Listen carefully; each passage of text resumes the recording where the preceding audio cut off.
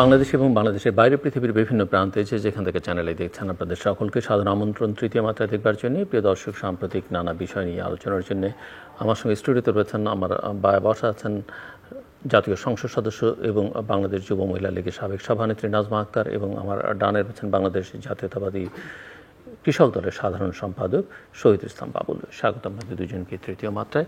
আপনাদের দুজনের কাছে আমার প্রশ্ন যে এটা আপাত দৃষ্টি আপনাদের দুপক্ষের দিকে তাকালেই মনে হয়, এবং অন্যান্য রাজনৈতিক দলগুলোর দিকেও তাকালে মনে হয় যে বাংলাদেশের রাজনীতির প্রধান নিয়ামক শক্তি হয়ে দাঁড়িয়েছে দুর্বৃত্তায়ন এবং স্বেচ্ছাচারিতা। আপনারা কতটা একমত, এবং যদি একমত হন তাহলে এর থেকে পরিত্রাণের উপায় কি? মিস নাজমা আক্তার। ধন্যবাদ আপনাকে, ধন্যবাদ আমার সহ আলোচক এবং যারা শুনছেন। আপনি যে বলেছেন যে দুর্বৃত্তায়ন এখন বাংলাদেশের দেখা যাচ্ছে, স্বেচ্ছাচারিতা এটা পেয়ে বসেছে, এটা শুধু এখনই না, এটা সবসময় ছিল। এখন আপনারা যেটা দেখছেন সেটি হচ্ছে এই বিষয়ে মানে এই দুর্বৃত্তায়ন যারা করেছে বলে ধরা হচ্ছে, বা কেউ কাউকে এটা বলেছে যে হয়তো তথ্য দিয়ে কেউ দুদকে বলেছে যে তার অনেক অবৈধ সম্পদ আছে, এটার হিসাব নেওয়া হোক, এরকম এই বলার সুযোগটা আছে বিধায় কিন্তু এগুলি এখন বাইরে আসছে। এখন এই বিচারের সংস্কৃতি আছে বলেই কিন্তু এইগুলি নিয়ে এখন তদন্ত হচ্ছে। আগে একসময় হতো যে মানুষ এই দুদক ছিল যে নখদর্পহীন, যেটা আমরা বলতাম আগে, যে সেরকম কোনো কাজ করতো না, কিংবা আপনার মিডিয়াও এইভাবে প্রচার করতো না। দেখেন এখন বর্তমান যে বিষয়গুলি নিয়ে আপনারা এখন মিডিয়াতে বেশি আলোচিত, যেই বিষয় নিয়ে আপনি ইঙ্গিত করেছেন, কথা বলতে চাচ্ছেন, সে দুটি বিষয় কিন্তু এখানে মিডিয়া অবাধে তাদের বিরুদ্ধে লিখছে, কেউ কিছু বলছে না, সরকারের কোনো নিয়ন্ত্রণ এখানে নাই। সরকার এটা বলছে কেউ যদি অন্যায় করে থাকে, সে অন্যায় সে যদি যেখানে বিচার হবে বিচারালয়ে যদি সে সেটা প্রমাণ করতে না পারে এবং দুদকের কাছে যদি সঠিক তথ্য প্রমাণ থাকে, তাহলে অবশ্যই তার বিচার হবে। যার কারণে যেহেতু যেই দুইজনের বিষয়গুলি এখন সম্মুখে এসেছে, তারা যেহেতু রাষ্ট্রের দুজন প্রধান মানে প্রশাসনের দিক দিয়ে বলা চলে যে প্রধান ব্যক্তি, এবং তাদেরকে নিয়ে আলোচনা বেশি হচ্ছে, এটি স্বাভাবিক। আমাদের দলের বক্তব্য হচ্ছে যদি কেউ অন্যায় করে থাকে, দেখেন এর আগেও কিন্তু বাংলাদেশ আওয়ামী লীগের অনেক নেতাকে, অনেক ত্যাগী নেতা যারা অনেক সংগঠনের জন্য অনেক করেছে, কিন্তু তারাও ব্যক্তি জীবনে কিছু ভুল ত্রুটি করেছিল, তাদেরকে কিন্তু জননেত্রী শেখ হাসিনা একদমই ছাড় দেয়নি। আপনি যখন দেখবেন যে যুবলীগের নেতা থেকে শুরু করে অন্যান্য সংগঠন থেকে অনেক বাদ দেওয়া হয়েছে, বা আমাদের এই সংস্কৃতিটা জননেত্রী শেখ হাসিনা প্রধানমন্ত্রী হয়েও তিনি এটা চালু করেছেন, যদি কোনো সচিব মন্ত্রী তাকেও যদি দুদকে তার ব্যাপারে কোনো প্রশ্ন থাকে, সেক্ষেত্রেও তারা কিন্তু দুদকে হাজিরা দিচ্ছেন। এবং গতবারে যখন পদ্মা সেতু নিয়ে দুর্নীতির কথা উঠেছিল, তখন কিন্তু সেই দুর্নীতির সত্যতা না থাকা সত্ত্বেও আমাদের একজন যোগাযোগ মন্ত্রীকে কিন্তু পদত্যাগ করতে হয়েছিল। সেটা সে যেহেতু সরকার প্রধান, সৈয়দ আবুল হোসেনকে, যেহেতু সরকার প্রধান জননেত্রী শেখ হাসিনা, উনি সেটা করিয়েছিলেন। একজন সচিব আমার জানা মতে জেল খেটেছিলেন, যোগাযোগ সচিব।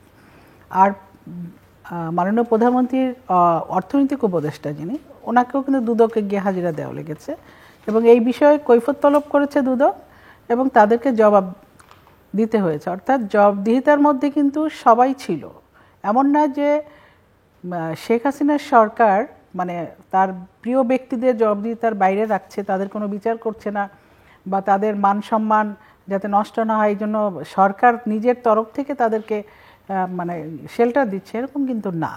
সেরকম না বিধায় কিন্তু এই বিষয়গুলি এখন ঘটছে। তো এটা ঠিকই আপনি বলেছেন যে মানুষের সম্পদ অর্জনের একটা লিমিট থাকা প্রয়োজন, যেই করুক না কেন। এবং সে যদি কেউ সম্পদ অর্জন করে, হ্যাঁ বৈধ পথেও কিন্তু মানুষ অনেক সম্পদ অর্জন করতে পারে, তাই না? কিন্তু সেই বৈধতার বিষয়গুলিকে তাকে নিশ্চিত করতে হবে, তার ফাইলটা ওইভাবেই থাকতে হবে। সরকারকে ট্যাক্স দিয়ে যেভাবে মানে নিয়মের মধ্য থেকে যে সম্পদগুলি করা যায় সেটা করাতে কোনো অসুবিধা নেই। বাংলাদেশে সবাই ব্যবসা বাণিজ্য করছে না, শুধু কি একদম এই যে কি ফ্ল্যাটের মালিক বা জমির মালিক বলেন, এরা দুইজন বাংলাদেশে আর নাই? বাংলাদেশেও হাজার হাজার আছে, তারা সবাই মালিক হয়েছেন। এখন দেখার বিষয় যে তারা কিভাবে মালিক হয়েছেন। কেউ যদি সৎ উপায়ে অর্জন করে কিংবা সরকারকে নিয়ম অনুযায়ী কর দিয়ে দেশের উন্নয়নের জন্য তারা যদি সম্পদের উন্নয়নও করেছেন, নিজেরা সম্পদের মালিক হয়েছেন এবং সেটি বৈধ উপায়ে হয়েছেন, তাহলে সেটি তো সমস্যা হওয়ার কথা না। কিন্তু যাদের বিরুদ্ধে অভিযোগ এসেছে তাদেরকে আমরা এই মুহূর্তে আমার মনে হয় দুর্বৃত্তায়ন বলা বা দুর্বৃত্ত বলা চলে না, বা আমি মনে করি এটা বলা উচিত না। তারা আগে প্রমাণিত হোক এবং যতটুকু প্রমাণিত হবে ততটুকু তাদের বিচার হবে। এই ব্যবস্থাটা অন্তত বাংলাদেশে এখন আছে বলে আমি মনে করি। ধন্যবাদ। আমি আসছি আবার আপনার কাছে। মিস্টার শহীদুল ইসলাম বাবুল, আমি খুব সচেতনভাবে এবং আপনাদের দুজনের কাছেই আসলে প্রশ্ন রেখেছি যে রাজনীতিতে দুর্বৃত্তায়ন এবং স্বেচ্ছাচারিতা। সো আশা করি আপনিও বুঝতে পেরেছেন, উনি তো ওনার উত্তর দিলেন। আপনার কাছ থেকে শুনতে চাই আপনি কি মনে করেন। ধন্যবাদ নাজমা, আপনাকে ধন্যবাদ। দর্শক শ্রোতা সবাইকে আমার সালাম অভিবাদন। শোনেন, রাজনীতি ছাড়া তো কোনো কিছু হয় না। রাজনীতি সব কিছুর কেন্দ্রবিন্দু বা সব কিছুর প্রাণ। রাজনীতি যেভাবে নিয়ন্ত্রিত হয়, দেশের সমাজ, রাষ্ট্র, অর্থনীতি, কূটনীতি যাই বলেন সব কিছু সেভাবেই নিয়ন্ত্রিত হয়। দেখেন, নবারুণ ভট্টাচার্যের একটা কথা আছে যে এই রাষ্ট্র আমার কাছে নতুন নয়, আমি শুধু এর পরিণতিটাই দেখছি, সে কতটা জোচ্চোর এবং কতটা বিভৎস, কতটা মিথ্যাবাদী হয়ে উঠতে পারে। এই বাস্তবতা এখন আমাদের সামনে দাঁড়িয়ে আছে। দীর্ঘদিন যাবৎ একদিনে এই রাষ্ট্রের ক্ষয় হয় নাই, দুর্বৃত্তায়ন হয় নাই, বা এই রাজনীতির এটা একটা প্রক্রিয়ার ফসল, বারবার বলা হচ্ছে, দীর্ঘদিন যাবৎ আমরা বলছি। হ্যাঁ, রাজনীতিতে দুর্বৃত্তায়ন বা দুর্নীতি দুনিয়ার সব জায়গায় আছে কম বেশি, কিন্তু সেটা সীমা এবং পরিসীমা কি, ওই যে সীমার মাঝে অসীম তুমি বাজাও আপন সুর, সেই সুরের মতো আর কি। এখন কেউ কারো মানে কি লাগাম ধরে রাখবার যে ব্যাপার, শুধুমাত্র দুইটা ব্যাপার আপনার সামনে আসে। আপা যেটা বলছে সত্যিই বলেছে, যে বিষয়টা শুধু ওই যে আমরা যেটা নিয়ে আলোচনা করছি দুই বাহিনীর প্রধান, বিষয়টা তা না। এই সমাজ এবং রাষ্ট্রের পরতে পরতে আপনি বলেন যে মুক্তিযুদ্ধের আকাঙ্ক্ষা, একটা বৈষম্যহীন সমাজ কিভাবে আমরা প্রতিষ্ঠা করব, সে আকাঙ্ক্ষা নিয়ে আমরা মুক্তিযোদ্ধা করলাম, কিন্তু বৈষম্য কি কমলো? আপনার যতই দিন গেল ভূতের পায়ের মতো পেছনের দিকে আমরা যাচ্ছি। এখন বলা হচ্ছে যে 5% মানুষের হাতে 55% সম্পদ ঘনীভূত হয়ে গেছে। আপনি খেয়াল করবেন, এক একটা গোষ্ঠী 7টা 8টা বিমা ব্যাংকের মালিক হয়ে যাচ্ছে রাতারাতি। হ্যাঁ, এই যে অলিগার তন্ত্র, এই যে দুর্বৃত্তায়ন তন্ত্র, এটাকে রাষ্ট্রের পৃষ্ঠপোষকতা ছাড়া হয়? আপনি ল মেকারদের কথা বলেন, যাই বলেন, ভালো মানুষ আছে নিশ্চয়ই, কেউ কেউ, সবাই যে তা না। আপনি এই যে সরকারের একজন গুরুত্বপূর্ণ অংশীদার, যিনি এক সময় মন্ত্রীও ছিলেন, তিনি বলছেন যে 80%, আমরা আমাদের কথা না, যে 80% সংসদ সদস্য ল মেকাররা চোরা কারবারির সাথে জড়িত, মাফিয়া তন্ত্রের সাথে জড়িত। আপনি এটা কিভাবে ব্যাখ্যা করবেন? তাদেরই মানুষ বলছে। এবং আমরা তো জানি, বিভিন্ন গবেষণাই দেখছি যে সেখানে রাজনীতির চাইতে ব্যবসায়ী বেশি, সেখানে রাজনীতির চাইতে গায়ক, নায়ক, খেলোয়াড় এসবে ভরে গেছে। অনেক রাজনীতিবিদ, আওয়ামী লীগেরও আমাদের সহযোদ্ধা, যারা একসময় দাপুটে রাজনীতি করেছেন, আমরা ঢাকা বিশ্ববিদ্যালয়ে যাদেরকে দেখেছি, বড় বড় ছাত্রলীগের নেতা টেতা, সব এখন সাইড লাইনে বসে পড়ে রয়েছে দুর্বৃত্তায়নের কাছে, টাকার কাছে। এই বিগত পার্লামেন্ট নির্বাচনের আপনি পরিসংখ্যান দেখেন, উপজেলা নির্বাচন, এক একটা নির্বাচন যাচ্ছে আসছে, কে কত বেশি কোটিপতি, কোটিপতির সংখ্যা বাড়ছে, দিনে দিনে বাড়ছে। এই যে বাস্তবতা তৈরি হলো। অন্যদিকে আপনি থিসিস দেখেন, গবেষণা দেখেন, বিশ্বব্যাংকের দেখেন, সানেমের দেখেন, সিপিডির দেখেন, সমস্ত গবেষণা বলছে দারিদ্র্য বাড়ছে, আপনার বেকারত্ব বাড়ছে, 5 কোটির উপর মানুষ বেকার। বলা হচ্ছে আপনার শিক্ষার মানের দিক থেকে বাংলাদেশ অনেক তলানিতে। আপনার গণমাধ্যমের সূচকের মান যদি দেখেন তলানিতে। আপনার বায়ু দূষণের ঢাকা শহর যদি দেখেন, তখন বৃষ্টি টিষ্টি হয় তখন 3-4-এ যায়, না হলে গতানুগতিক তারা প্রথম দ্বিতীয় হওয়ার জন্য প্রতিযোগিতায় সবসময় থাকে। আপনার স্বাস্থ্যসেবার খাত দেখেন, যাই দেখেন আপনি, বাল্য বিবাহের হার বাড়ছে, দিনে দিনে বাড়ছে। এখন আপনি বলছেন করোনার কারণ হতে পারে, আপনি বলছেন ইউক্রেন যুদ্ধের কারণ হতে পারে। ইউক্রেন যুদ্ধ তো শেষ, মানে শুরু যখন হলো, আপনি একটা শুধু বলি যে তেলের দাম, ক্রুড অয়েল যেটা আন্তর্জাতিক বাজারে $120 যখন ইউক্রেন যুদ্ধ শুরু হয়, সেই তেল এখন কমে কমে $80 গড়পড়তায়। হ্যাঁ, কমার বেশি ক্রুড অয়েল যেটা। তাহলে কি কারণে আমার এখানে তেলের দাম কমবে না? কি কারণে আমার এখানে পণ্যের দাম কমবে না? আমরা বলছি বাংলাদেশের অর্থনীতি লুট হয়ে গেছে, লুণ্ঠন হয়ে গেছে। বাংলাদেশে ব্যাংকের মধ্যে কি হচ্ছে না হচ্ছে, আপনি বিএনপি তো ক্ষমতায় ছিল, আপনি কখনো শুনেছেন এই ব্যাংকগুলো এভাবে লুট হয়ে গেল? একটা শিল্পগোষ্ঠী একটা মাসে 30,000 কোটি টাকা ব্যাংকগুলো থেকে, ইসলামিক ধারা যে ব্যাংকগুলো, সেখান থেকে ভয়ঙ্কর নভেম্বর আমরা দেখলাম, আমরা দেখিনি। একজন মানুষ 10,000-12,000 কোটি টাকা দেশ থেকে পালায়ে চলে গেল। আপনি দেখেন আমানতকারীদের টাকা এখন দিতে পারছে না ব্যাংক, আপনি দেখছেন না। তারপরে শেয়ার মার্কেট আপনি দেখেন, আওয়ামী লীগ যতবার ক্ষমতায় আসলো, যতবার, আপনি 96-এর শেয়ার মার্কেট দেখেন, মাটির সাথে মিশে গেল শেয়ার মার্কেটটা। 2010 সালে শেয়ার মার্কেট মাটির সাথে মিশে গেল। আবার এখন শেয়ার মার্কেট এই বিগত 3 মাসে 1 লক্ষ কোটি টাকা শেয়ার মার্কেট থেকে চলে গেল। কে নিল? কারা নিল?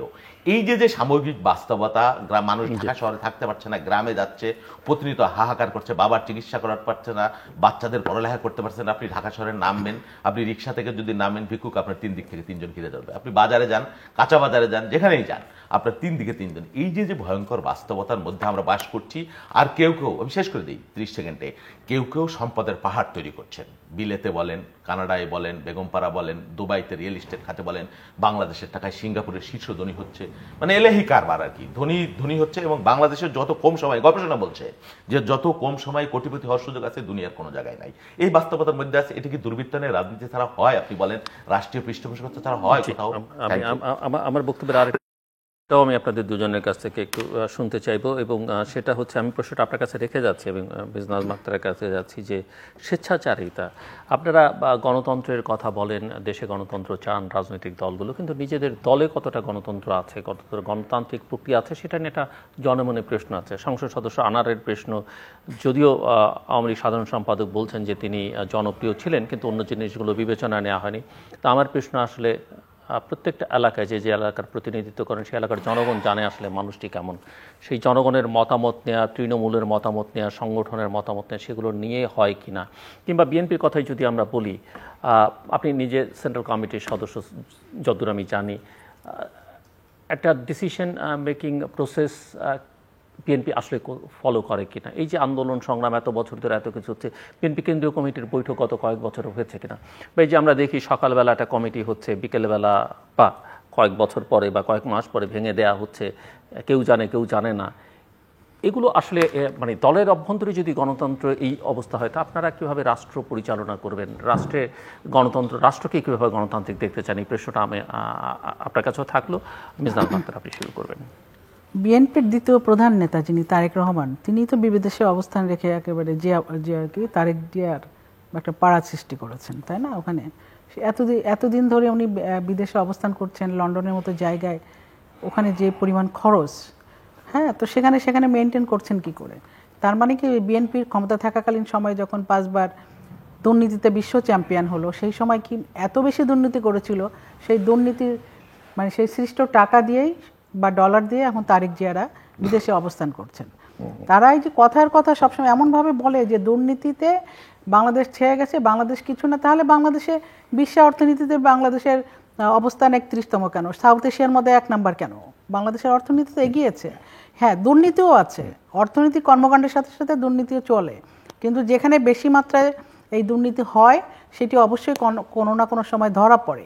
আর এই ধরা পড়েছে কোন সময়? জননেত্রী শেখ হাসিনার সময়, আওয়ামী লীগ সরকারের সময় বারবার এই দুর্নীতি যারা করেছে তাদের ধরা পড়েছে, অন্যায় যারা করেছে তাদের ধরা পড়েছে, তাদের বিচার হয়েছে। আর আপনি সেকেন্ড যে প্রশ্নটা করেছেন, দলের ভিতরে গণতন্ত্র, নীলু ভাই, আপনি প্রায় দেখেন আমাদের দলে আমাদের বাংলাদেশ আওয়ামী লীগ একটা গণতান্ত্রিক দল। সেটি কেন বললাম?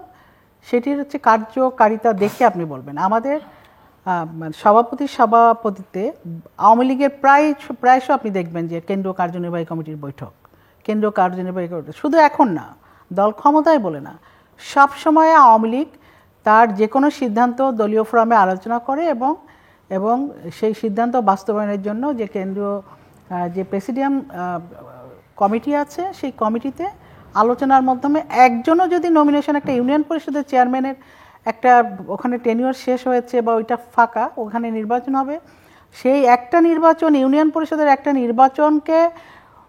নির্বাচনের জন্য কিন্তু সেই মনোনয়ন বোর্ডকে বসতে হয় এবং তখন সিদ্ধান্ত নিতে হয়। এটি হচ্ছে বাংলাদেশ আওয়ামী লীগ। বাংলাদেশ আওয়ামী লীগের নিয়মিত 3 বছর পর পর কাউন্সিল অনুষ্ঠিত হয়। আপনি যদি দেখেন সেই 1949 সাল থেকে আজ পর্যন্ত বাংলাদেশ আওয়ামী লীগের কতবার কাউন্সিল অধিবেশন হয়েছে, এবং কাউন্সিলের মধ্য দিয়ে বাংলাদেশ আওয়ামী লীগের নেতৃত্ব নির্বাচন হয়।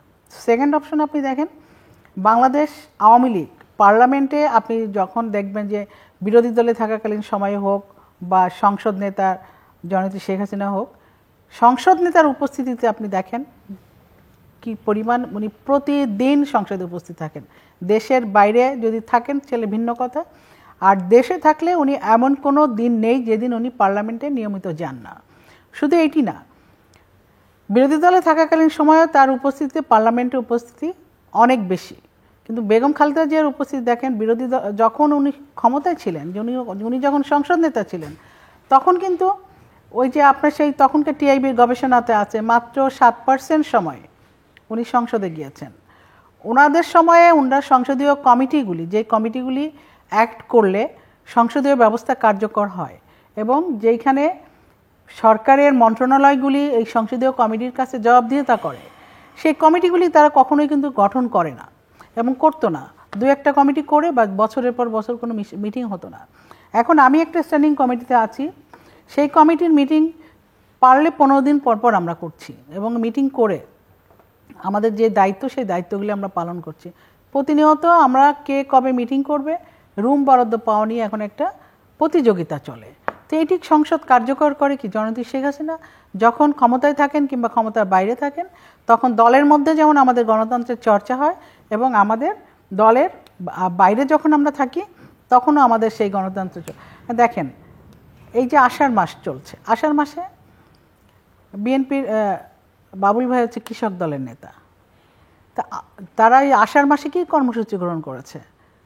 এই যে পরিবেশের ভারসাম্য রক্ষার জন্য বৃক্ষরোপণ, এটা তো আমরা যখন বিরোধী দলে ছিলাম আমার মনে আছে জননেত্রী শেখ হাসিনা টার্গেট দিয়েছিল কৃষক লীগকে যে তোমরা এত লক্ষ গাছ লাগাবা, প্রতিটা ইউনিয়নে কয়টা গাছ লাগাবে, কিন্তু বিএনপির এইরকম কোনো কর্মসূচি নেই। তো তারা শুধু রাজপথে যাবে কি কারণে ক্ষমতায় যেতে হবে, সরকারকে হঠাৎ প্রশ্ন আপনার কাছে রেখে যাই। তাহলে আপনি বলছেন যে আপনার দলের মধ্যে গণতন্ত্র আছে, যদিও কোথাও কোথাও অনেক সময় মনে হয় মনোনয়নের জন্য আগে একবার বিধান করা হয়েছিল যে তৃণমূলের মতামত নেওয়া হবে, অনেক ক্ষেত্রে দেখা গেছে সেটা কার্যকর করা হয়েছে, অনেক ক্ষেত্রে সেটা হয়নি। এটা একটা প্রশ্ন, কিন্তু রাষ্ট্র চালাচ্ছেন আপনারা অনেকদিন যাবৎ, টানা 15 বছর যাবৎ। অনেকেই মনে করেন যে এখানে গণতন্ত্র নেই, অনেকেই বলেন এটা কর্তৃত্ববাদী শাসন, অনেকেই মনে করেন এটা এক ধরনের স্বেচ্ছাচারিতার মধ্য দিয়ে চলছে, টোটালিটেরিয়ান একটা গভর্নমেন্ট।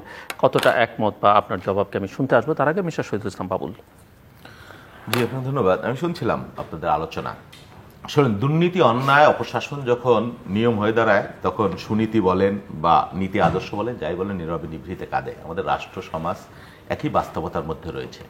আপনি যেটা বলছিলেন, আপাও বলছিল, আমি শুনছিলাম যে আওয়ামী লীগের সিদ্ধান্ত।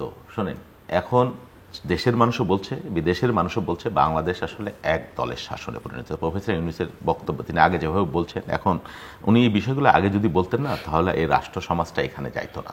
হ্যাঁ, প্রত্যেকেই, কেউই তো রক্ষা পাচ্ছে না আসলে, একের পর এক প্রত্যেকেই। এক সময় বিএনপির উপর নিপীড়ন হয়েছে, বিএনপি শুধু প্রতিবাদ করেছে, অন্যরা চুপচাপ থেকেছে, ভয়ে থেকেছে, কেউ কেউ ইচ্ছা করে বলেনি। কিন্তু এখন কিন্তু প্রত্যেকেই শিকার হচ্ছে, পরোক্ষ এবং প্রত্যক্ষভাবে। অর্থনীতি বলেন, মুদ্রাস্ফীতি বলেন, যাই বলেন, চাকরির মার্কেট বলেন, বেকারত্ব বলেন, ব্যবসা বাণিজ্য বলেন, প্রত্যেকে। আপনি আওয়ামী লীগ না করে মফস্বলের একটা আলু পটলের দোকান যদি ভালোভাবে করেন, সেটাও আপনি করতে পারছেন না। আজকে দেখলাম গরুর হাটের কি, মানে এইরকম কখনো ছিল না। ব্যবসায়ীরা বলছে যে ধরে ধরে ট্রাক যে এই বাজারে নিতে হবে। আওয়ামী লীগের, যুবলীগের লোকেরা, প্রথম আলো পত্রিকা আমি দেখলাম এরকম 20-22 জনের সাক্ষাৎকার নিল, তারাও বলছে এই যে এগুলো সামগ্রিক যে দুর্নীতি, আর এটা কিন্তু এগুলোর বাইরে না, একটা একটা করে যেটা হচ্ছে। আপনি যেটা বলছিলেন আমাদের দলের কথা, শোনেন, আমাদের দল আর আওয়ামী লীগ এক বাস্তবতার মধ্যে আমরা নাই। 17 বছর আমরা একটা, এমন কোনো নেতা নাই, কর্মী নাই যে মানে শয়ে শয়ে মামলার নাই। আমি নিজে একটা নির্বিবাদী মানুষ, কোনোদিন কারোর সাথে কোনো ঝগড়া, বিবাদ, ব্যক্তিগত আক্রোশে জড়াই নেই রাজনীতির কারণে। কেউ বলতে পারবে না, আমার এলাকায় বলতে পারে, আমি ঢাকা বিশ্ববিদ্যালয়ে পড়তাম, তারাও বলতে পারে না। আমার মতো মানুষকে 128টা মামলা নিয়ে, এর মধ্যে কি গায়েবী মামলা, এর মধ্যে কি আজগবি মামলা, এর মামলার কোনো অভাব নাই। হ্যাঁ, যদিও কোনোদিন এগুলা মানে এই মামলা করার মতো অফেন্স আমি বুকে হাত দিয়ে বলতে পারি। তো এইগুলো তো হচ্ছে কি কারণে হচ্ছে, যে বিরোধী দলকে দমন করা কিভাবে যায়, পীড়ন করা কিভাবে যায়। বিএনপি মিটিং বা সিদ্ধান্তগুলা যে এককভাবে হয় তা না। আপনি জানেন যে আমার চেয়ারপারসন কারাগারে রয়েছেন, ভারপ্রাপ্ত চেয়ারপারসন দেশে আসতে পারছেন না দীর্ঘদিন। এই বাস্তবতার মধ্যে এত বড় একটা রাজনৈতিক দল ঐক্য টিকিয়ে রাখা এত সহজ কোনো ব্যাপার না। আওয়ামী লীগে বহু ভাঙন হয়েছে, 75 পরে আপনি জানেন 5 টুকরা 6 টুকরা হয়ে গেছে আওয়ামী লীগ। আওয়ামী লীগ অফিসে বাতি জ্বালানোর লোক নাকি পাওয়া যায় না। আওয়ামী লীগের নেতৃবৃন্দই বলছে, জোহরা তাজউদ্দিন, সাজেদা চৌধুরীরা আওয়ামী লীগের অফিসে কুপি জ্বালিয়ে রাখছে। হ্যাঁ, বিএনপি আল্লাহর মতে সে অবস্থা হয় নাই। বিএনপি ভেঙেছে মানে এরশাদের শাসনামলে, কিন্তু বেগম খালেদা জিয়ার নেতৃত্বে বিএনপি ঘুরে দাঁড়িয়েছে। এই যে দেখেন 17 বছর আওয়ামী লীগ বা অন্য কোনো রাজনৈতিক দল যদি হয়তো ভেঙে চুরমার হয়ে যেতে, বিএনপি আল্লাহর রহমতে কোনো অনৈক্য সেভাবে দৃশ্যমান হয় নাই। বিচ্ছিন্ন কেউ কেউ হয়তো দল ছেড়েছেন, কিন্তু দলের যে ঐক্য সংহতি এবং জনপ্রিয়তা, যেটা দলের মূল ভিত্তি, সেই জায়গাগুলো আপনি বলতে পারবেন না যে কোনো ব্যত্যয় হয়েছে, বরং এগুলো আরও সংহত হয়েছে আমরা বিশ্বাস করি। আর সিদ্ধান্ত যেগুলো হচ্ছে এগুলো কোনোটাই যে একেবারে হুট করে হচ্ছে, যে যুবদলের কমিটি যেমন ভাঙা হলো, মেয়াদ পূর্ণ হয়ে গেছে আরও আগেই। তারপরে বিএনপি ঢাকা মহানগরের কমিটি যেটা ভাঙা হয়েছে, এগুলো অনেক আগেই মেয়াদ পূর্ণ হয়েছে। আলোচনা হয় সবসময়, আমরা নিজেরাই অঙ্গ সংগঠন যারা করি প্রতিনিয়ত, অনলাইনে করি, সামনাসামনি মুখোমুখি বলে আন্দোলনের সময় করি, প্রতিনিয়ত কথা হচ্ছে, সারাক্ষণই মিটিং হচ্ছে। হ্যাঁ, একেবারে জাতীয় নির্বাহী কমিটির মিটিং, অনেকে পলাতক থাকেন, অনেকের মামলা থাকেন, আওয়ামী লীগ যেভাবে পারে আমরা সেভাবে পারি না, সেই বাস্তবতাটা আমাদের রয়েছে ব্যত্যয়। তবে আমরা আশা করছি যে সুযোগ হলে আমরা শীঘ্রই এই বিষয়গুলো, যদি কোনো গ্যাপ থেকে থাকে, সেই বিষয়গুলো আমরা করার প্রয়োজন আছে, এটা আমরা অস্বীকার করি না, নিশ্চয়ই সেগুলো হবে। আর বাংলাদেশ দেখেন, এই যে আপা অনেকগুলো কথা বলছিল, বাংলাদেশ উন্নয়ন হয়েছে, এটা হয়েছে হয়েছে, আপনি বলেন এই আওয়ামী লীগ এত পুরনো রাজনৈতিক দল, সেই আওয়ামী লীগ, আপনি এই আওয়ামী লীগ ধরেন 96 এবং 2000 আওয়ামী লীগ, এবং আধা নির্বাচন যেটা 2009-এর যে নির্বাচন, সেই আওয়ামী লীগ 14 সাল পর্যন্ত, আর আজকের আওয়ামী লীগ 18 সালে 17 সালের আজকের আওয়ামী লীগ, ব্যত্যয় কি নেই আপনি বলেন? তখন কি আপনি শুনেছেন এই ব্যাংকগুলো এভাবে লুট হয়ে গেছে? তখন কি এই আজিজ বা বেনজিরের মতো বা এই কি আনারের মতো, আনারকে নমিনেশন দেওয়া হয়েছে তো 14 সালে, যখন মানুষের ভোট প্রয়োজন হয় না, আওয়ামী লীগ বলে জনপ্রিয়তার কথা। এই যে আওয়ামী লীগ, এই যে বদি, আনার, এসব আজিজ, এই যেগুলো দিয়ে তৈরি করলো, জেনে শুনে করেনি। এই বেনজির সাহেব, আপনি তার অধ্যত্ব তো দেখেছেন, এমনভাবে বলেছে, হু আর ইউ, বিএনপি কে, যারা 2 বার রাষ্ট্র ক্ষমতায় 3 বার ছিল, বেগম হাজার, উনি অধ্যত্ব দেখে বলছেন যে হু আর ইউ, রাষ্ট্র শক্তির সাথে মানে কি বলে চ্যালেঞ্জ করবার মতো হাম্মক আর নাই, ঘরের মধ্যে থেকে নিয়ে আসবো, মাটির মধ্যে থেকে টুকাই নিয়ে আসবো। কোথায় উনি আছেন আপনি বলেন? এই যে নিয়তি, সেজন্য বলে যে বিধির বাঁধন ভাঙবে তুমি এমন শক্তিমান, তুমি এমন শক্তিমান হওনি। নিয়তি, প্রকৃতি, সে যেই হোক, শুধু বেনজিরা আজিজটা নয়, এটা তো কি বলে টিপ অফ দ্য আইসবার্গ, দুর্নীতির বা অন্যায়ের এর পেছনে যে দৈত্য রয়েছে, সেই দৈত্য নিশ্চয়ই একদিন। যেমন বিএনপির পিছের দৈত্য ছিল তারেক রহমান। হ্যাঁ, তারেক, এই যে দুর্নীতির কথা বললেন, আপনাদের বিএনপির সময় যে তারেক মামুন, তারপরে হারিফ চৌধুরী বা লুৎফুর রহমান বাবর, তারা যে কর্মকাণ্ড করেছে, সেই কর্মকাণ্ড কি তার বেগম খালেদা জিয়া তার ফ্যামিলিকে, তার সন্তানকে কি উনি সামাল দিতে পেরেছেন? উনি পারেন নাই বিধায় কিন্তু তারেক যে নামই হয়ে গেছিল মিস্টার 20%। তো যাই হোক, সেটা দুর্নীতি নিয়ে, দুর্নীতি যুগে যুগে সব দেশে ছিল, ভবিষ্যতেও থাকবে, কিন্তু কন্ট্রোল যারা করছে এবং যেটা সামনে আসছে সেটি নিয়ে এখন আমরা আলোচনা করছি। আর একবার বলেছেন যে আওয়ামী লীগ অফিসে বাতি জ্বালানোর লোক নাকি ছিল না, আওয়ামী লীগের নেতারাই বলেছেন। আওয়ামী লীগের, বিএনপিকে কি এরকম 15ই আগস্ট ঘটেছে? জাতির পিতা, প্রধান নেতা সহ তার পরিবারকে সম্পূর্ণ নিশ্চিহ্ন করে দিয়েছিল, এবং তার 2 কন্যা জননেত্রী শেখ হাসিনা এবং আমাদের ছোট আপা শেখ রেহানা বিদেশে ছিলেন। 6 বছর তারা বাংলাদেশে আসতে পারেন নাই, তাদের পাসপোর্ট নবায়ন করা হয় নাই। এইরকম পরিস্থিতিকে বিএনপি পড়েছে? বিএনপি থেকে তার পরের যে নেতৃবৃন্দ, যে 3রা নভেম্বরে যে 4 নেতাকে জেলখানায় হত্যা করা হলো, কি হলো? জিয়া রহমানের সঙ্গে এবং মোস্তাকের সঙ্গে তারা ক্ষমতার ওই ভাগাভাগিতে যান নাই বিধায় তাদেরকে মোস্তাক তখন হত্যা করলো, 3রা নভেম্বর ঘটালো, তাই না? এবং সব কিছুই ছিল জিয়া রহমান এবং মোস্তাক, তাদের যৌথ প্ররোচনায় এগুলি হয়েছে। বিএনপি যখন ক্ষমতায় ছিল 2001 থেকে 6, সেই সময় 2004 সালে 21শে আগস্ট আওয়ামী লীগের উপর ঘটেছিল। আওয়ামী লীগকে টোটালি নেতৃত্বশূন্য করার জন্য বিএনপির উপরে কি এরকম কোনো ঘটনা ঘটেছে? আওয়ামী লীগ কি কখনো বিএনপির উপরে এরকম কোনো অ্যাটাক করেছে যেখানে তার প্রধান নেতাকে হত্যা করা হবে? বারবার 21 বার জননেত্রী শেখ হাসিনাকে হত্যার উদ্দেশ্যে তার উপরে হামলা চালানো হয়েছে। এবং আমাদের 21শে আগস্ট 2004-এর যে উদাহরণ আছে, এরপরেও যদি বিএনপি বলে যে না আমরা হামলা মামলা করিনি, এখন হামলা হচ্ছে, মামলা হচ্ছে, আরে আমি তো যে 5 বছর বিএনপির সময় আমার মতো, আমি একজন নারী রাজনীতির কর্মী, আমার যদি 37টা মামলা থাকে, আমার নামে যদি রাষ্ট্রদ্রোহীর মামলা হয়, তাহলে 5-15 বছরে তো 90টা মামলা থাকার কথা। তারা যে অকারেন্সগুলি করছে, যারা যেইভাবে দেশের সম্পদ নষ্ট করে মানুষ পোড়াচ্ছে, পেট্রোল বোমা ঢালছে, যে অকারেন্সগুলি করছে, এখন সেখানে তো হুকুমের আসামি নেতারাই হয়।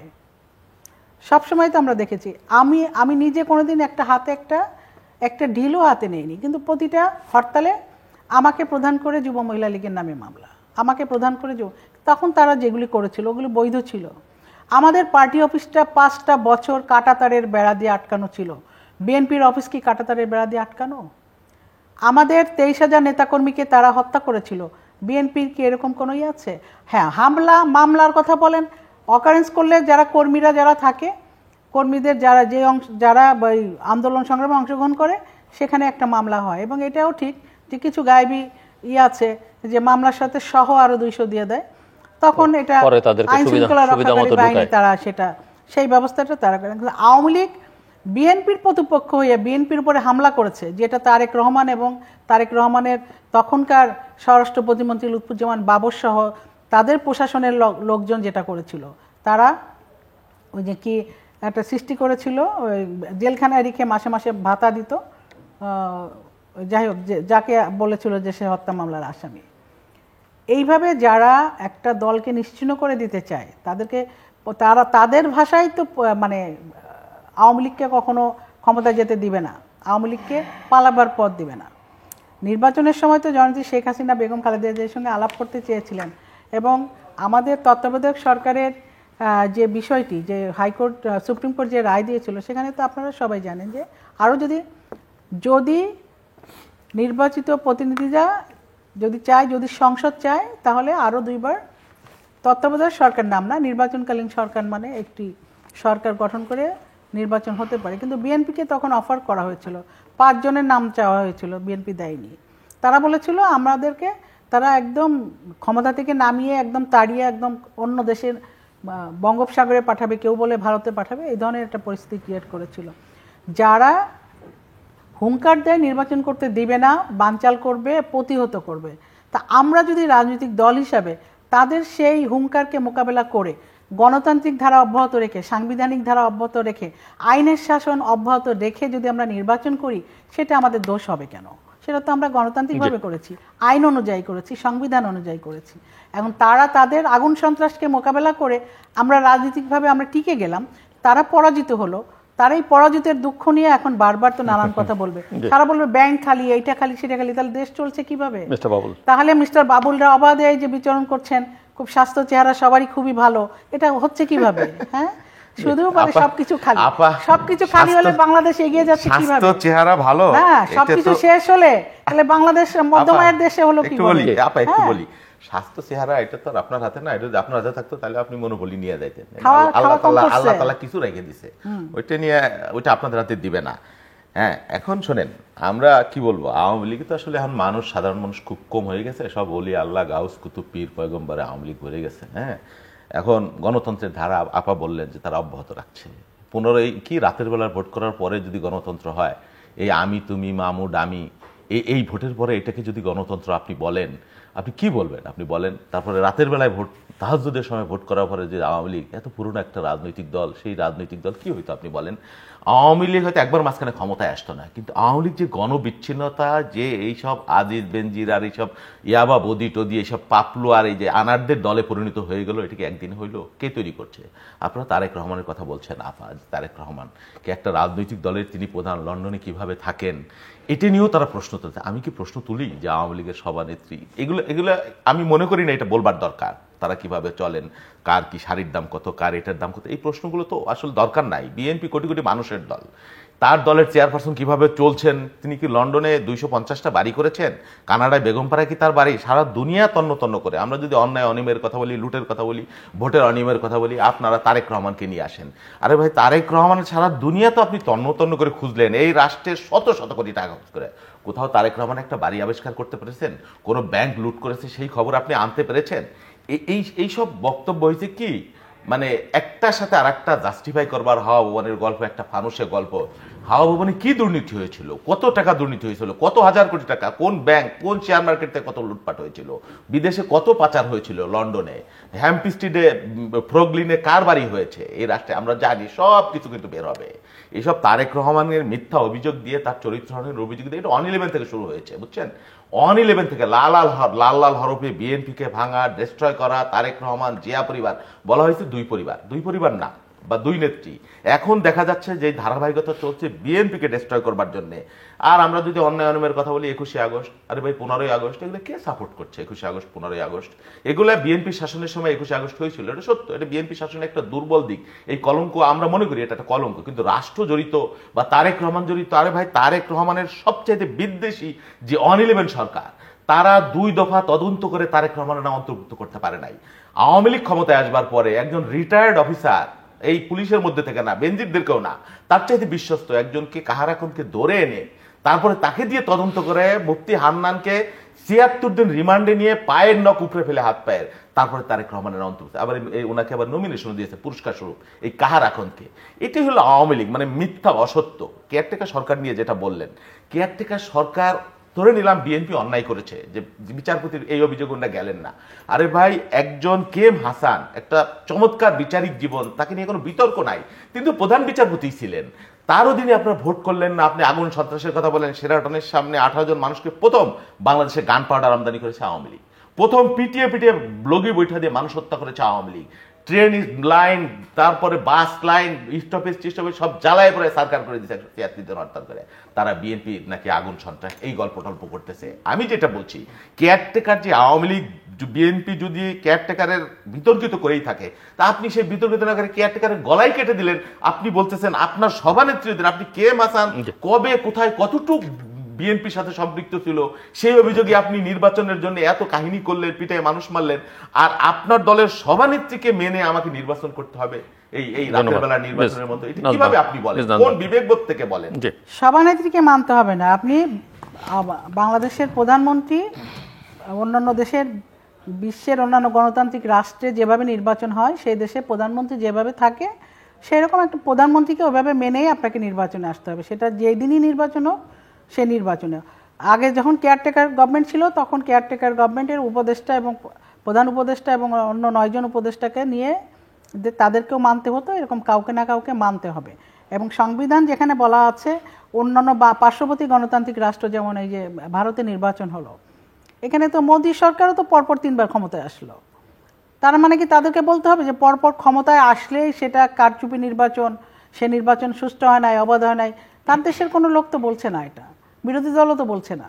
আর ক্ষমতায় না আসতে পারলে সেটা কারচুপি নির্বাচন হলো, নিশিরাতের ভোট হয়ে গেল, মানে ব্যর্থতার বুলি আর কি। মানে যখন মানুষ ব্যর্থ হয় বা কোনো দল ব্যর্থ হয়, তখন তাদের ব্যর্থতা ঢাকার জন্য, নেতাকর্মীকে চাঙ্গা করার জন্য যেগুলি কথা বলা দরকার, বিএনপি সাধারণত সেগুলি বলে থাকে। বিএনপি যদি এত ভালো হয়ে থাকবে, অর্থ কষ্ট ভুগবে, তাহলে এই যে ফান্ড, দল চালানোর ফান্ড কোথা থেকে আসছে? এই যে দলের এত কর্মসূচি, এত কিছু করানো, এই যে বড় বড় মিটিং করা, এই রাজপথে গাড়ি ভাঙচুর করা, তারপরে আপনার বিদেশের ওই লবিস্ট নিয়োগ করা, এগুলি কোথা থেকে আসছে? এগুলি তো ফান্ড না থাকলে হয় না। তার মানে বিএনপি আরও বেশি দুর্নীতি করেছিল, তার গচ্ছিত টাকা দিয়ে সেই ফান্ড এখন খরচ করছে। তা নাহলে এখন তো বিএনপি বলছে তারা নাকি খুবই খারাপ অবস্থায়, তাদের ব্যবসা নাই, বাণিজ্য নাই, কিছু নাই। তাহলে 15 বছর তারা কিভাবে চলছে জিল্লু ভাই? তাদের সেই ফান্ড কোথা থেকে আসছে? আর শুধু কি আওয়ামী লীগের বাড়ি, নেতাদের বাড়ি আছে? হতে পারে 15 বছর ক্ষমতায় কারো আমেরিকাতে বা কানাডাতে তাদের বাড়ি আছে। কানাডায় আমেরিকাতে বাড়ি বিএনপির কত নেতার আছে সেই হিসাব কি বাবুল ভাইয়ের আছে? বিএনপি নেতাদের বাড়ি নাই?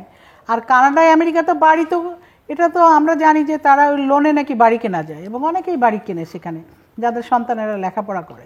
এখন সেই টাকাটা তারা কিভাবে পাচার করেছে কিনা, অবৈধভাবে পাচার করে থাকলে সেটার বিচার হতে পারে। কিন্তু বিদেশে বাড়ি থাকাটা, এখন কোন দেশে কার বাড়ি আছে, তাহলে বিএনপির কোনো নেতার কি বাড়ি নাই? সেই উত্তর কি উনি দিতে পারবে? উনি পারবে না।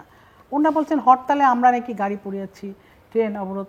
হ্যাঁ, হরতাল যখন হতো, আমরা যখন হরতাল করতাম, তখন দেখা গেল আওয়ামী লীগের লোকজন ট্রেন যখন স্টপেজে যেত, ট্রেন স্টপেজে ট্রেনের সামনে দাঁড়িয়ে বিশাল এক সমাবেশ, ট্রেন লাইনের উপর বসে পড়তো, চলতে দিব না। কিন্তু ট্রেন লাইনের মধ্যে বোমা মেরে কোলের শিশুসহ মাকে হত্যা করতো না। আমরা যখন রাস্তা দিয়ে পিকেটিং করতাম, আমরা তখন রাস্তার উপরে বসে পড়তাম যে এই জায়গাটা দিয়ে আমরা বাস চলতে দিব না। বাস যখন লাইন পড়ে যেত, পুলিশ এসে আমাদেরকে পিটিয়ে উঠাই দিত, আমরা আরেক জায়গায় যেয়ে প্রতিবন্ধকতা সৃষ্টি করতাম। এইভাবে আমরা হত্যা করেছি। হ্যাঁ, আমরাও করেছি। কিন্তু আমরা কি পেট্রোল বোমা বাসের মধ্যে দিয়ে মানুষ হত্যা করতাম? আর ওই যে কত 9 জন না 19 জনের কথা বলে সেরাটনের সামনে, এটার কি কোনো প্রমাণ তারা করতে পেরেছে? তার কোনো প্রমাণ নাই। এটা ওই সময় বিএনপি এটা করেছিল। তাদের এই আগুন সন্ত্রাসের মধ্য দিয়ে তো বিএনপির জন্ম। অস্ত্র, সন্ত্রাস, গোলা বারুদের মধ্য দিয়ে বিএনপি, তাদের দলটাই প্রতিষ্ঠিত হয়েছে ওইভাবে। এবং বাংলাদেশ আওয়ামী লীগের নেতাকে, বঙ্গবন্ধুকে হত্যাকাণ্ডের মধ্য দিয়েই তো জিয়া রহমানের এই বিএনপির জন্ম হয়েছে। তার আগে তো বিএনপির কোনো নামক কোনো দলই ছিল না। সুতরাং যেই দলের জন্ম সন্ত্রাসের মধ্য দিয়ে ক্ষমতা দখল করে, যেই দলের নেতা বলে যে মানি ইজ নো প্রবলেম, হ্যাঁ, সেই দলের নেতা মৌলবাদের রাজনীতির পৃষ্ঠপোষকতা করে, রাজাকারদের পুনর্বাসন করে এবং যারা যুদ্ধাপরাধী তাদের জেলখানা থেকে মুক্ত করে দেয়, তাদের কাছে দুর্নীতি, ক্ষমতার অপব্যবহার, তাদের কাছে দেশের খবর, মানে দেশের প্রতি ভালোবাসা, টান, এগুলি শুনলে মানুষের হাসি পায়। ফাইনাল রাউন্ড 2 মিনিট করে আপনাদের প্রত্যেকের জন্য। আপনি অনেকগুলো কথা বলছেন। হ্যাঁ, দেখেন ওই যে তত্ত্বাবধায়ক সরকার নিয়ে যেটা বললেন, এই যে আওয়ামী লীগের সভানেত্রী বলেছিলেন কোড আনকোড সারা জীবনের জন্য তত্ত্বাবধায়ক সরকার চাই। আওয়ামী লীগের লোকেরা একবারও বলেনি যে তখন ভুল বলেছিলাম। হ্যাঁ, এইটা মানে কি বলবো, শেরাটনের সামনে গান পাউডার বিএনপি করেছিল বা ওনাদের আন্দোলনের সময় হয়েছে, সেটা নাকি বিএনপি করেছে। তাহলে বিএনপির আমলে এই কেন্দ্র করে আন্দোলনকে কেন্দ্র করে যতগুলো হয়েছে সব দায় দায়িত্ব আপনি নেন। আওয়ামী লীগ করেছে, সরকার নিয়েছে, কোনটা ধরা পড়েছে? আপনাদের কর্মকাণ্ড তো সব জায়গায় ধরা পড়েছে। আমার কাছে অসংখ্য নজির আছে যে বোমা মারতে যায় যুবলীগ নেতা গ্রেফতার। না না, এখানে কোনো যুবলীগ নেতা না, বই আছে, এইটা বানানো নেতা, এইটা আপনাদের বানানো নেতা, কোনো যুবলীগ নেতা, কোনো ছাত্রলীগ নেতা, ওইটাও যদি না মানে ইয়াং ছেলে পেলে একটা ধরে দেওয়া হয় যে ওটা যুবলীগ। ঠিক আছে আপা, আমি একটু সবই ছাত্রদল, যুবদল, লবিস্ট নিয়োগের কথা আপনি বলছেন। লবিস্ট, প্রথম আলোতে কামাল উদ্দিন আহমেদ একটা এই লবিস্টের একটা তথ্য লিখেছিলেন, আমার পরিষ্কার মনে আছে। তিনি লিখেছিলেন বিএনপি লবিস্ট নিয়োগের জন্য যত টাকা, 2 লক্ষ না 3 লক্ষ টাকা, 12 লক্ষ টাকা আপনার দলের কুষ্টিয়ার একজন এমপি সাহেব নিজে লবিস্ট নিয়োগের জন্য ব্যয় করেছিলেন। 4 গুণ, বিএনপির 4 গুণ থেকে 5 গুণ টাকা তথ্য দিয়ে উনি বলেছিলেন। টাকা না ডলার? ডলার, হ্যাঁ ডলার, দেশ থেকে। সেজন্য আপনি যদি বলেন বিএনপি লবিস্ট নিয়োগ করেছে, এটা তথ্য না। আমি কোন নেতা কি করলো আপনি নাম শুনতে চাইলে আপনার সিদ্দিকের পুত্র যিনি ছিলেন, হ্যাঁ ওনার নামটা আমি এখন এমপি নাই হয়তো, উনি ছিলেন, হ্যাঁ উনি সেটা প্রথম আলো পরিষ্কার করে তথ্য দিয়ে লিখেছিল যে এই বিগত কয়েক বছরে বিএনপি যত ডলার নিয়োগ করেছে তার চাইতে 5 গুণ বেশি ব্যয় করেছে আওয়ামী লীগ। প্রথম আলোতে উনি একটা কলাম লিখেছিলেন, আপনাকে দিব আমি, আপনি ওটা পড়বেন। সেজন্য লবিস্ট নিয়োগ, বিএনপি কবে ক্ষমতায় ছিল তখন বিএনপি দুর্নীতি করেছে,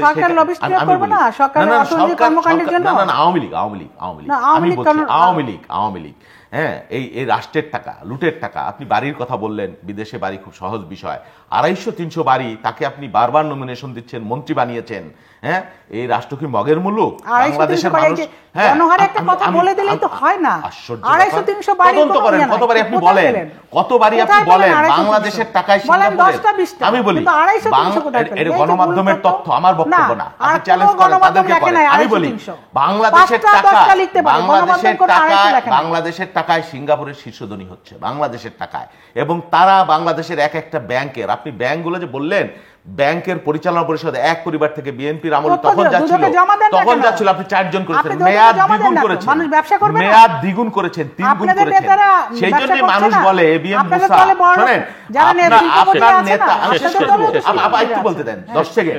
সেই জন্য আপনার নেতাই বলেছিল যে সব চাটার দল আমার চারপাশে, জানি সব চাইটা মাইটা খেয়ে ফেলে, তারই তো প্রজন্ম। আর আপনার নেতা এবিএম মুসা সাহেব বলে গেছে আওয়ামী লীগ দেখলেই বলতে হবে এরা চোর, আমাদের নেতা বেঈমানের দল বলেছিল, বেঈমানের দল বলেছিল, কারণ বিএনপির নেতা জিয়া রহমান তখন বেঈমানি করেছিল। খন্দকার মুশতাক, বিএনপির নেতা জিয়া রহমান ক্ষমতা দখলের জন্য, আর্মি চিফ হওয়ার জন্য বাংলাদেশে জাতির পিতাকে হত্যাকাণ্ডের সঙ্গে সে জড়িত ছিল। বাংলাদেশের জাতির পিতাকে যে হত্যা করতে পারে এবং যে জিয়া রহমানকে বঙ্গবন্ধু পুত্র সম স্নেহ করতেন, যে জিয়া রহমানের ইতিহাস নতুন করে কন্যা সম স্নেহ করতেন, তারা যে অবস্থা করেছেন, জিয়া রহমানকে যে ব্লেম করছেন অন্যায়ভাবে, জিয়া রহমান ছিলেন আর্মির সেকেন্ড ম্যান, আর্মির প্রথম, রক্ষী বাহিনীর প্রথম, নৌবাহিনীর প্রথম, বিমান বাহিনীর প্রথম মন্ত্রী, কিন্তু উনি ওনার উপরে, ওনার সিঁড়ি বেয়ে উপরে ওঠার জন্য উনি যত হত্যাকাণ্ড উনি ঘটিয়েছেন, উনি 19 বার সেনাবাহিনীর মধ্যে কু করেছেন এবং কি করে যাদেরকে হত্যা করেছেন তার ম্যাক্স 99% জিয়া রহমানই তো আপনার দলের অনুমোদন দিল পরে, মুক্তিযোদ্ধা অফিসারদের যে জিয়া রহমান হত্যা করেছেন। জিয়া রহমানের আমলে আপনার নেত্রী দেশে আসে, পাকিস্তানপন্থী একটি রাজনৈতিক দল, পাকিস্তানের অনুচর, তারা ক্ষমতায় আসলো কি আসলো না, রাজনৈতিক দল ছিল না, জিয়া রহমান ক্ষমতায় আসলো কি আসলো না, এটা নিয়ে জনগণের কোনো মাথা ব্যথা নাই। জনগণ এখন ভালো আছে, জনগণের ভাগ্যের উন্নয়ন হচ্ছে। একটা ধন্যবাদ দেন, একটু ধন্যবাদ দেব। বাকশাল থেকে যে আওয়ামী লীগ করছেন আপনি এমপি এখন, এটা তো জিয়া রহমানের আমলে। বঙ্গবন্ধুর এইটা হচ্ছে আমাদের দেশের জন্য একদলের, আপনি তো এটা ভুল ব্যাখ্যা দিচ্ছেন। এটা একদল ছিল না, এটি একটি কর্মসূচি ছিল একটা নির্দিষ্ট টাইমের জন্য। না না, আওয়ামী লীগ বিলুপ্ত হোক, যেটাই হোক, একটা দেশ গড়ার জন্য, যুদ্ধবিধ্বস্ত দেশকে শেষ করতে হবে, গঠন করার জন্য এটি একটি কর্মসূচি ছিল। সে বাকশালের সদস্য তো জিয়া রহমানও ছিল। দর্শক, মিস্টার শহীদ ইসলাম বাবুল এবং মিস নাজমা আক্তার অনেক ধন্যবাদ এই আলোচনা অনুষ্ঠানের জন্য। দর্শক, আমার প্রিয় অতিথি আলোচনা করেছেন, তর্ক বিতর্ক করেছেন, কিন্তু পুরোপুরি স্বীকার না করলে অস্বীকার একদমই করতে পারেননি যে আমাদের রাজনীতিতে দুর্বৃত্তায়ন আছে, আমাদের রাজনীতির মধ্যে স্বেচ্ছাচারিতা আছে, এবং এ থেকে রাজনীতিকে যতক্ষণ আমরা মুক্ত না করতে পারবো, কারণ ওনারাই বলছিলেন যে রাজনীতি সব জায়গায় আছে এবং রাজনীতি ছাড়া আসলে সমাজ রাষ্ট্রের কোনো কিছুই হয় না, করা যায় না, কিন্তু সেই রাজনীতির জন্য একটা ইতিবাচক শুভ রাজনীতি হয় এবং তার জন্য ওই দুর্বৃত্তায়নমুক্ত স্বেচ্ছাচারিতা মুক্ত রাজনীতি আমাদের দরকার। আমাদের সঙ্গে থাকবার জন্য অসংখ্য ধন্যবাদ, আপনাদের সবার জন্য শুভকামনা।